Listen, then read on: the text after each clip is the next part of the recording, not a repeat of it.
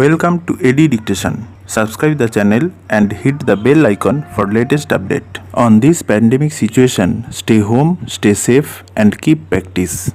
Start.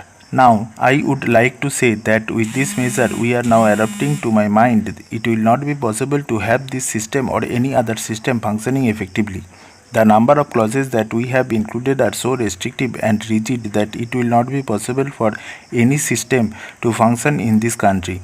If at all it is able to function, it will be able to function with a lot of difficulties. It will be said afterwards that the industrial sector, particularly the private sector, has not been able to deliver the goods.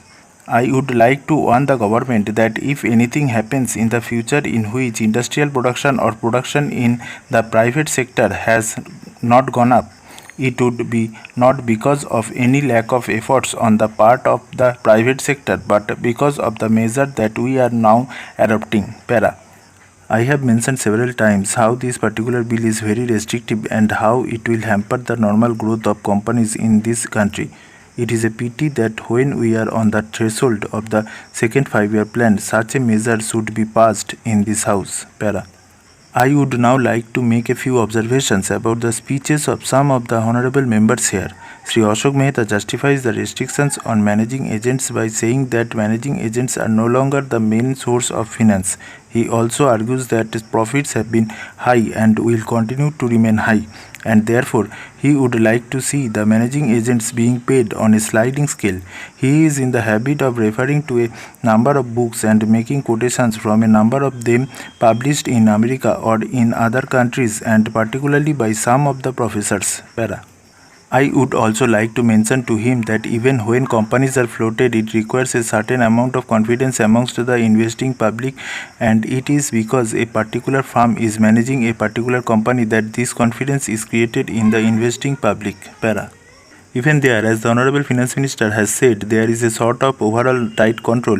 New banks and insurance companies are not floated nowadays. What you have are the few banks which are existing and the few insurance companies that are existing. Para. The other point is that the creditworthiness of the managing agency firm does count to a certain extent in getting credit from the banks and other financial institutions. Para. Yesterday, it was mentioned by my honorable friend that the crux of the problem is the question of payment of remuneration to a particular managing agency system. He said that in this bill, a definite encouragement has been given to the alternative type of management, namely the managing director or the manager, where an individual has been permitted to take 5%, while in the case of the managing agency, it has been permitted to take about 10%. I would like to point out to him that it is not merely the question of remuneration which will decide the alternative type of management. The remuneration is not a very important thing unless and until you allow a certain amount of flexibility for any system to function. It will not be possible to evolve any other system to take the place of the managing agency system.